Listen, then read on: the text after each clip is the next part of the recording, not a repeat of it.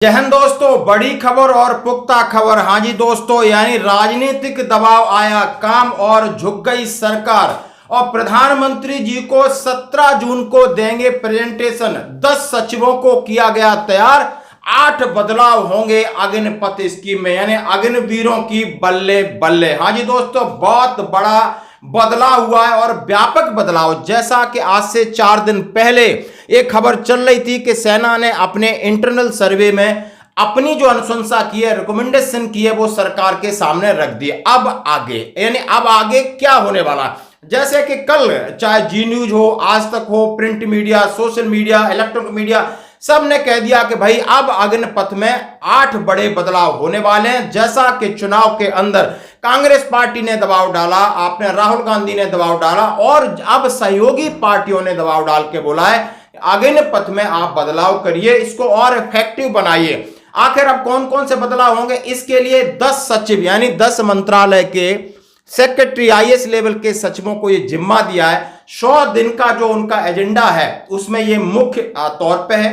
तो जो 10 सचिव हैं, 17 और 18 जून, आज से 4-5 दिन बाद जैसे ही माननीय प्रधानमंत्री इटली से वापस आएंगे, उनको प्रेजेंटेशन दी जाएगी। तो कौन कौन से बिंदुओं को शामिल किया है, जरा इसके ऊपर जानना जरूरी है और समझना जरूरी है कि ये इफेक्टिव बदलाव है। सबसे पहले परमानेंट का अनुपात, यानी कितने % परमानेंट होंगे। अब उसको 2 कैटेगरी में कर रहे हैं, एक जनरल ड्यूटी सोल्जर है, एक टेक्निकल सोल्जर है। जनरल ड्यूटी सोल्जर को कर रहे हैं 60 से 70% और टेक्निकल सोल्जर को 75% एंड अबोव, यानी 75% के आसपास जो टेक्निकल सोल्जर हैं वो परमानेंट होंगे। दूसरा बदलाव ट्रेनिंग पीरियड्स, यानी जो ट्रेनिंग पीरियड है उसको बढ़ाया जाए, छुट्टी बढ़ाया जाए, यानी ये 2 बड़े बदलाव है।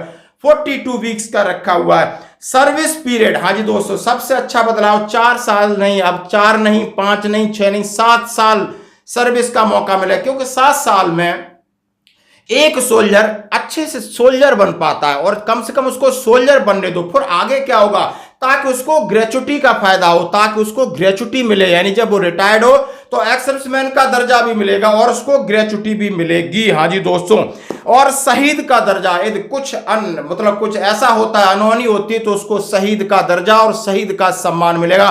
और सबसे बड़ा आखिरी बदलाव है कि सेंट्रल आर्मर्ड फोर्स पुलिस, यानी आप सीएपीएफ में वो जाएगा, उसको नौकरी मिलेगी और नौकरी के साथ, रिजर्वेशन के साथ नौकरी नहीं, उसको वरीयता भी मिलेगी, यानी उसकी सीनियरिटी भी मिलेगी। ये बदलाव पर पुख्ता मोहर है। तो इसी की खबर को हम डिटेल में बात करते हैं।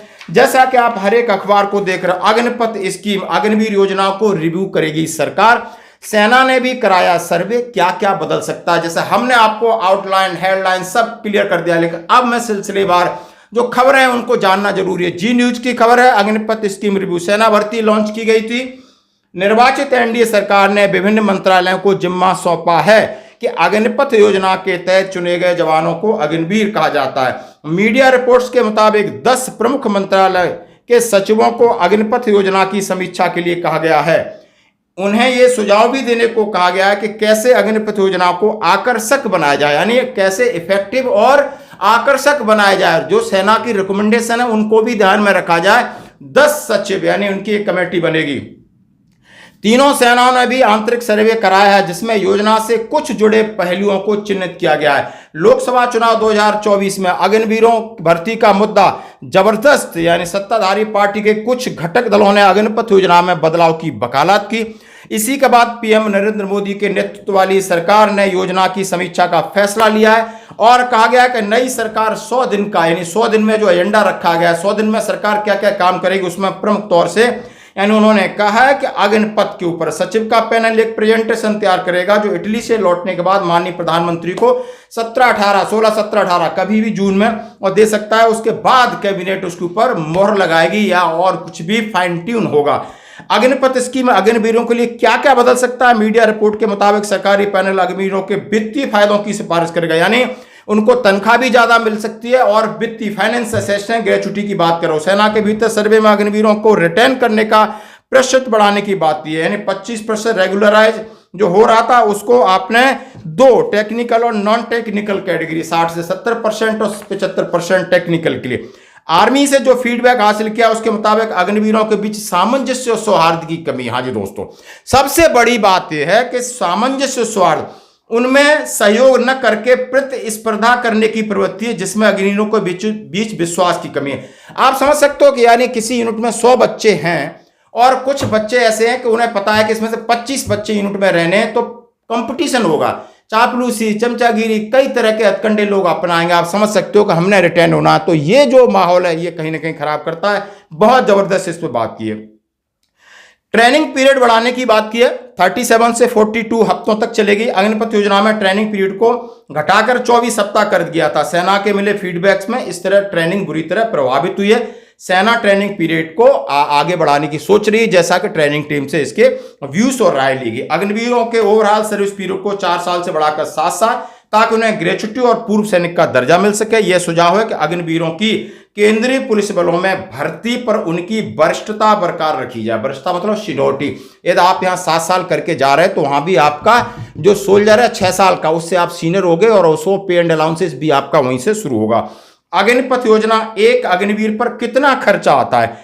अग्निपथ योजना को जून 2022 में लॉन्च किया गया था कोविड-19 की वजह से। उन्होंने, जैसा कि आप इनके बारे में जानते हो, कि उन्हें तो 30,000 रुपये प्रतिमाह की सैलरी से शुरुआत होती है और 40,000 तक बढ़ती है।